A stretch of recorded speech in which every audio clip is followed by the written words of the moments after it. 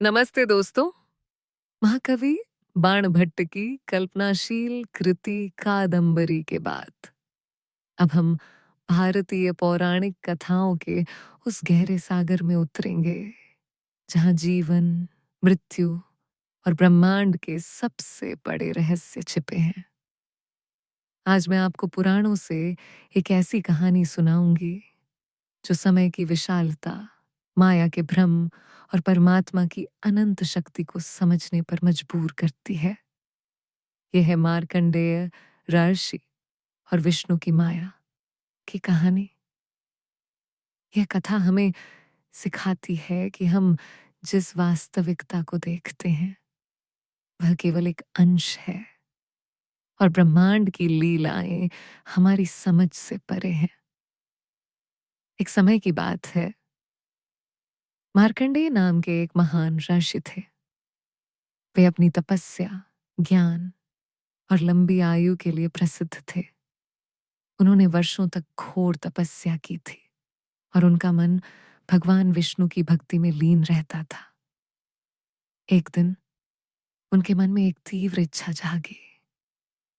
मैं भगवान विष्णु की उस अलौकिक माया को देखना चाहता हूं जिसके द्वारा वे इस पूरे ब्रह्मांड का सृजन, पालन और संहार करते हैं। मैं प्रलय को अपनी आंखों से देखना चाहता हूं। भगवान विष्णु अपने परम भक्त की इच्छा जान गए।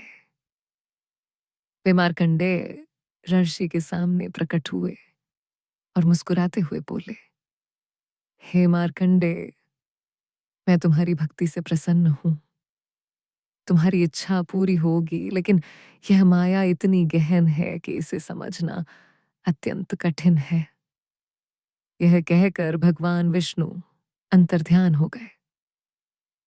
कुछ समय बाद ऋषि मार्कंडेय ने देखा कि चारों दिशाओं से भयंकर बादल उमड़ रहे हैं। मूसलाधार वर्षा शुरू हो गई।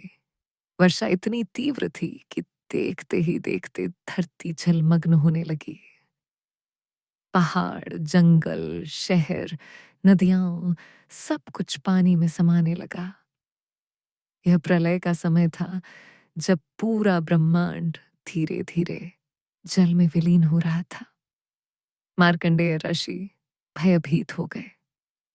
वे अथाह जल में तैरने लगे, जहां न कोई किनारा था, न कोई दिशा, न कोई और प्राणी। चारों ओर केवल अंधकार और अनंत जल ही जल था। वे घबराकर सोचने लगे कि क्या यही विष्णु की माया है? क्या मैं अकेला ही इस प्रलय में बचा हूं? तैरते तैरते मार्कंडेय ऋषि ने एक अद्भुत दृश्य देखा। अनंत जलराशि के बीच एक विशाल वट वृक्ष, बरगद का पेड़ की एक छोटी सी पत्ती पर एक सुंदर नन्हा सा शिशु लेटा हुआ था। वह शिशु अत्यंत तेजस्वी था और अपने पैर का अंगूठा चूस रहा था। वह शिशु और कोई नहीं, स्वयं भगवान विष्णु थे, जो बाल मुकुंद के रूप में प्रकट हुए थे। मार्कंडेय ऋषि उस शिशु के पास पहुंचे। शिशु ने प्रेम से अपनी आंखें खोली और उन्हें अपने पास बुलाया। जैसे ही मार्कंडेय शिशु के करीब पहुंचे, शिशु ने एक लंबी सांस ली और ऋषि उसके मुंह के अंदर खींचे चले गए। शिशु के मुंह के अंदर पहुंचकर मार्कंडेय ऋषि ने जो देखा, उससे वे हैरान रह गए। वहां कोई जल या प्रलय नहीं थी। उन्हें अपने सामने पूरा ब्रह्मांड दिखाई दिया। सारे लोग, ग्रह, तारे, पर्वत, नदियां, समुद्र, शहर, वन और उनमें रहने वाले सभी प्राणी, सब कुछ सामान्य रूप से मौजूद था। वे अपने आश्रम को भी देख पाए, जहां से उन्होंने प्रलय की शुरुआत देखी थी।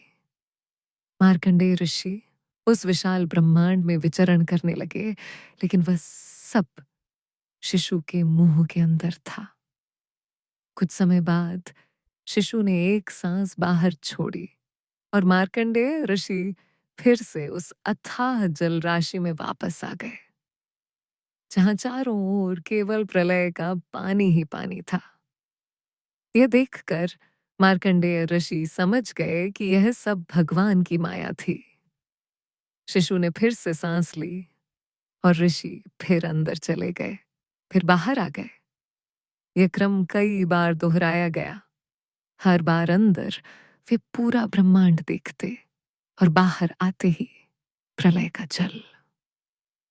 अंततः शिशु ने एक बार फिर मार्कंडेय ऋषि को अपने अंदर खींचा और फिर धीरे से उन्हें बाहर छोड़ दिया। इस बार जब ऋषि बाहर आए तो प्रलय का सारा जल अदृश्य हो चुका था। वटवृक्ष का पत्ता और शिशु भी गायब हो गए थे। मार्कंडेय ऋषि स्वयं को अपने उसी आश्रम में वापस पाकर हैरान रह गए जहां से उन्होंने यह सब देखा था। उन्हें ऐसा लगा मानो यह सब कुछ क्षणों में ही हो गया हो, जबकि उन्होंने कई कल्पों की प्रलय देखी थी।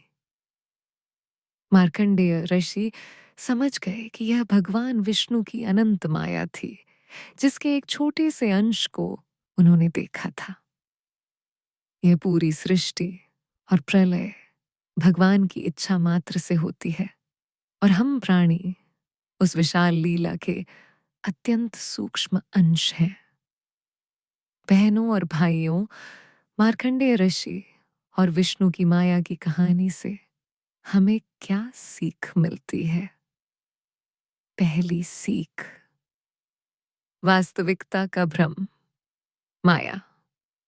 यह कहानी हमें सिखाती है कि हम जिस दुनिया को देखते हैं वह भगवान की एक विशाल माया है। सब कुछ बदलता रहता है और कुछ भी स्थायी नहीं है। दूसरी सीख, समय की विशालता। यह हमें ब्रह्मांड के समय चक्रों की अनंतता और उसमें मानव जीवन की क्षणभंगुरता का बोध कराती है। तीसरी सीख, परमात्मा की सर्वशक्तिमानता। भगवान विष्णु ने एक छोटे से शिशु के रूप में भी पूरी सृष्टि को अपने अंदर समाहित करने की क्षमता दिखाकर अपनी अनंत शक्ति का प्रदर्शन किया। चौथी सीख, समर्पण और ज्ञान की प्राप्ति। मार्कंडेय ऋषि को यह गूढ़ ज्ञान अपनी अटूट भक्ति और जानने की तीव्र इच्छा के कारण ही प्राप्त हुआ। जैसा कि हमारे पुराण कहते हैं, जो माया के भ्रम को समझ लेता है वही जीवन के सच्चे सार को जान पाता है।